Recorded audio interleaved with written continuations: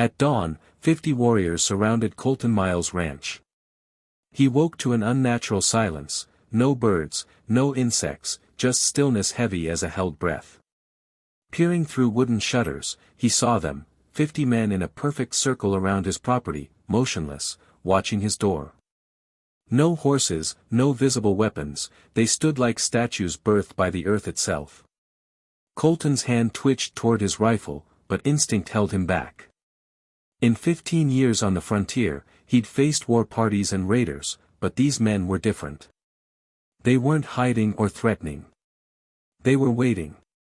The nearest warrior stood 20 paces from his porch, close enough for Colton to see the beadwork on his vest, the silver ornament in his hair, the unblinking intensity in his eyes. The leader, centered in the circle, raised a hand, not in greeting or warning, just raised it. Colton's mouth went dry. A month ago, he'd saved a life, an old man found bleeding in a canyon, mauled by something with claws like daggers. Colton had bandaged him, shared water, and helped him to safety. The man spoke a strange language, pressed a carved stone into Colton's hand, and vanished. Now, 50 warriors stood at his doorstep, and Colton didn't know if they came to thank or bury him. Every instinct screamed to barricade the door, load his weapons, prepare for a siege. But the warriors didn't move, their patience unnerving. Colton dressed, hands trembling, the sun climbing, casting shadows that pointed at his door like accusing fingers. This ranch, his sanctuary, built from raw wilderness, felt like a tomb. The silence grew oppressive, 50 pairs of eyes tracking his every move. His fingers closed around the carved stone, smooth and warm, etched with unreadable symbols. Taking a deep breath, he opened the door. The leader lowered his hand and stepped forward, his voice clear, blending music and thunder in a language Colton couldn't grasp. The words hummed like smoke. Colton's heart pounded as he tried to respond.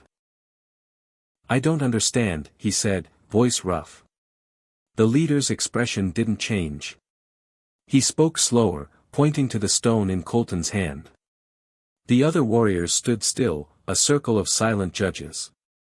Desperation clawed at Colton. He held up the stone.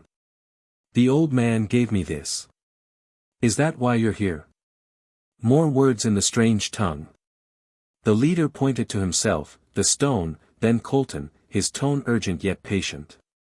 Colton shook his head, frustration mounting. "I saved him. He was bleeding from claw marks. That's all I know." The leader stepped closer, his leather vest intricately patterned, feathers braided into his hair. He spoke one word, pointing to the canyon where Colton found the injured man. The word carried reverence, chilling Colton's blood. "Who was he?" Colton whispered. "Who did I save?" The leader's eyes never wavered as he spoke again, his voice heavy with meaning. The circle tightened, not threatening, but closing in. Colton gripped his rifle, sweat beading despite the cool air. The leader raised his hand, palm out, and all 50 warriors mirrored him in unison. Then the leader spoke one English word, "tomorrow." Before Colton could ask what it meant, the warriors shifted, repositioning around his property like pieces on a chessboard. They were settling in, and Colton didn't know if he was their guest or prisoner. Hours dragged. The warriors stood like monuments, showing no fatigue. At noon, Colton fed his horses, their nervous snorts mirroring his unease. Returning, he found offerings on his porch, a carved wooden bowl, dried meat and leather, a necklace of polished stones. No one had approached, yet the gifts were there, placed with care. The leader's eyes now held respect. Colton lifted the bowl, its intricate patterns flowing like water. "What do you want?" he called. The leader tilted his head, spoke one word, and pointed to the sun, holding up 2 fingers. 2 days. 2 men. Colton's frustration burned. As evening fell, the warriors placed objects, stones, feathers, carved bone, on the ground, forming a pattern around his ranch. The leader raised both hands, his voice like thunder in a prayer-like chant. Night came, and Colton barricaded his door, loading his weapons, though he sensed violence wasn't their intent. Morning would bring answers he wasn't sure he wanted.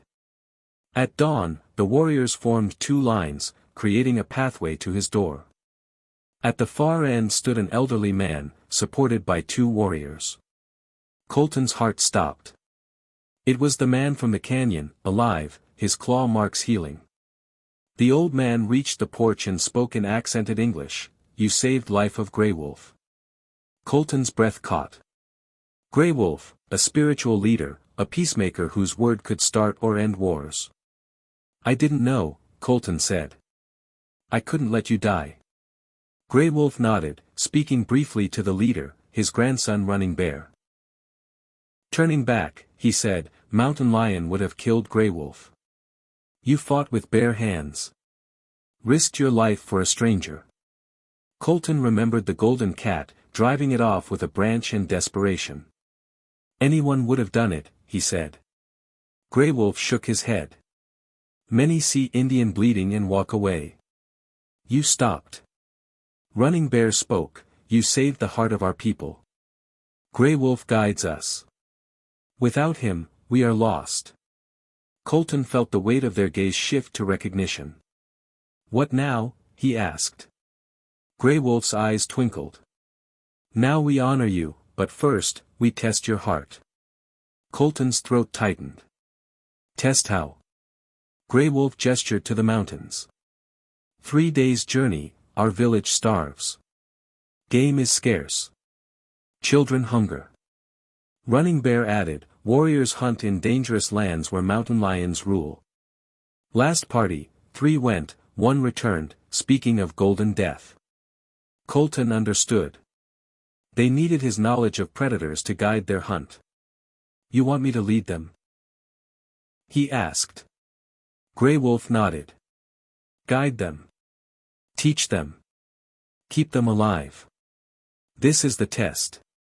Colton looked at the young warriors, brave but untested against apex predators. "How dangerous?" he asked. Running Bear's jaw tightened. "Mountain lions took my brother, Swift Arrow, the best tracker. The choice was clear, stay safe or risk everything." "When do we leave?" Colton asked. Grey Wolf smiled. Running Bear's war cry echoed, joined by 50 voices, shaking the earth. Preparations began.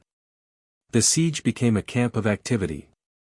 Running Bear gave Colton a knife, its blade gleaming, handle carved from mountain lion bone, etched with ancient symbols. "It knows the heart of beasts," he said. Grey Wolf warned, "Their lives rest in your hands. Lead with wisdom, not fear." 3 days later, they reached the hunting grounds, jagged mountains where every step risked death. Colton spotted signs, scratches, golden fur, the scent of big cats. "Mountain lions, at least 3, he told Running Bear. A young warrior, Swift Arrow's brother, suggested avoiding the canyon. Colton shook his head. "Game drinks at the stream there. It's our only chance." He outlined a plan, split into 3 groups. 2 on the ridges to drive game to the canyon floor, where the 3rd group waited with nets and spears. "And the lions?" an older warrior asked. "I'll draw them out," Colton said. "They'll go for a lone target." The plan was risky, but the warriors trusted him. At dawn, Colton stood by the stream as elk approached. The drive began, warriors shouting, funneling game to the nets.